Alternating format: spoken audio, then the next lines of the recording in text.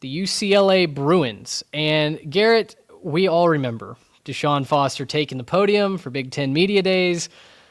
And he said something about being in LA and we're not hard to find and we play some football. And it was about as uninspiring a start to their season as you could have asked for. They limped out of the gate. They started 1-5.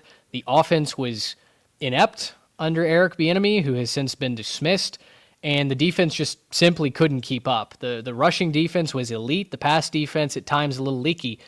But they closed very strong. And I wrote essentially very similar to our golf games. They just needed a couple warm-up holes, right? And then they start to find a birdie or two down the back nine. It felt like UCLA got a little bit of momentum, and then you combine that with the offseason drama with Nico Iamaleava coming over. You combine that with a brand new offensive coordinator, a guy who has architected Indiana's playoff run last year in Tino Sunseri, and suddenly you can start to talk yourself into a couple wins and maybe a bowl game for the Bruins. Yeah, I want to give Deshaun Foster his cookies a little bit. I want to give him some flowers. Just let him, get a little bit of praise here. The fact that they won like anything last year, I think, was a shock. He was a former running back coach before he got this, so wasn't really in even like a coordinator role. Then obviously we talk about the media days and not really handling it, but and I'll bring the setup one more time. They traveled further last season than 26 NFL teams. It's one of my favorite stats I've ever read about a sports team ever, that UCLA, just because of stupid conference stuff, had to travel more than teams that were playing like 3 more road games than them. So, it was a tough season. I didn't really expect very much out of UCLA, and the fact that they got their way up to almost a bowl game, I think gives a lot of credit, especially with how bad the offense was. I mean, Ethan Garbers threw the most picks in the conference, so that's not fantastic. You want to see more out of that. Look, even if you don't get elite quarterback play out of Nico, he's going to be an upgrade. You're going to get more out of Nico than you had last year.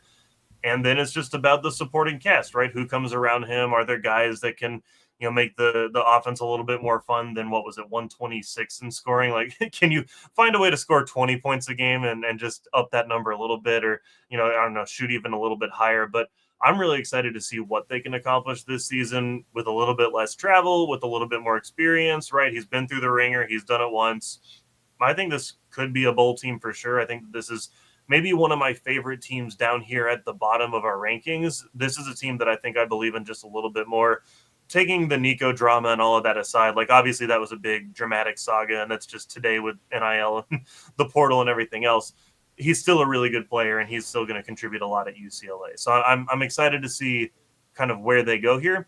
And I think that if they can keep that defense up, they played some pretty decent defense. If they can keep the defense up, yeah, this is a team that I'm looking at to make a big jump going into next season.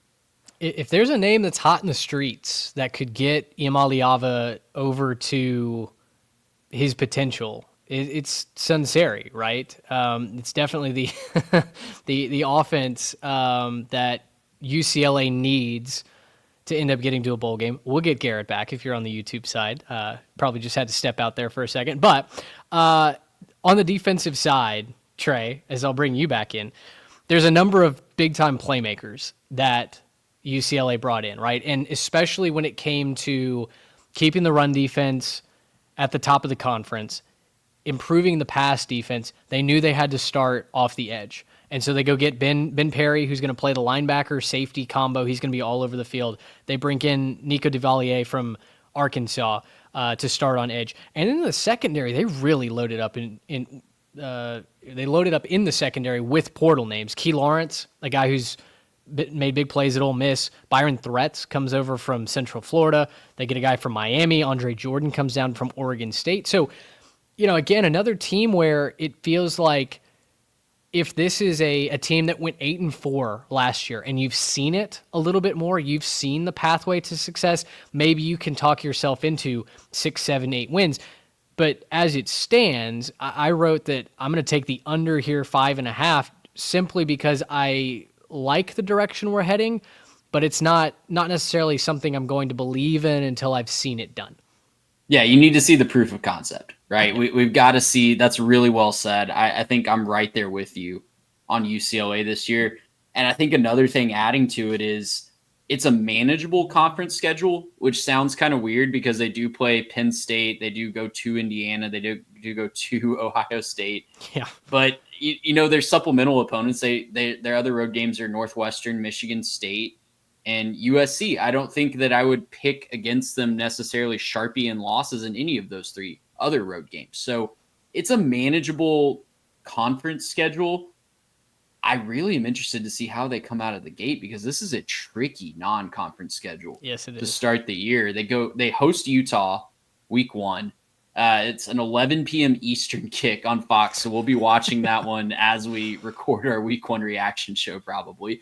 They go to UNLV. Who knows what UNLV is going to be this year with all the transfers that they have, but they have, of course, Dan Mullen running the show there now, and they have maybe one of the most talented top-to-bottom teams in the entire G5. And then they host New Mexico, which not expecting massive things from the Lobos this year after a lot of their team portaled after they lost Bronco Mendenhall, but a team that could jump up and get you and maybe has enough offensive pieces to make things interesting if the defense hasn't quite gelled yet. So that's an interesting non-conference slate for a team that's trying to piece together a defense and try to get them to figure things out all together for the first time. If they can sweep that, I see a path to 6-6. I think if they can sweep that non-conference slate, I think I can find them 3 conference wins relatively easily to get them to a bowl game. But if they stub their toe against Utah or UNLV or heaven forbid both, I think that path just gets really, really difficult really quickly. Yeah, and I think one of the key factors that we haven't mentioned yet is the running game for UCLA. Non-existent. Non-existent last year. They ran for not even, I rounded up in the preview. They didn't even run for 87 yards a game last year. Jalen Berger came over from, I believe, Michigan State, and before then he was at Wisconsin. So third stop, and a former highly touted blue chip recruit. Like he was supposed to come in and really help. I think the offensive line had some struggles last year. But this year, Iamaleava, we've seen the game get too fast for him at times, and he used a very solid run game at Tennessee to balance that offense out and to take those deep shots down the field. If UCLA can't run the ball this year, I think all of this projection about the offense improving maybe goes out the window. We talked about it last year with Indiana. Folks did not give Indiana the credit that they were due running the football. A lot of times, like that Washington game, that was not on the arm of Curtis Rourke. That was on the ground. They just kind of outslugged the Huskies all throughout that game for 4 quarters. UCLA has to at least take some steps forward to improve that. They were 131st in the country. Just be average running the football this year, and I think that's when the schedule, the playbook, the results really start to open up for the UCLA Bruins.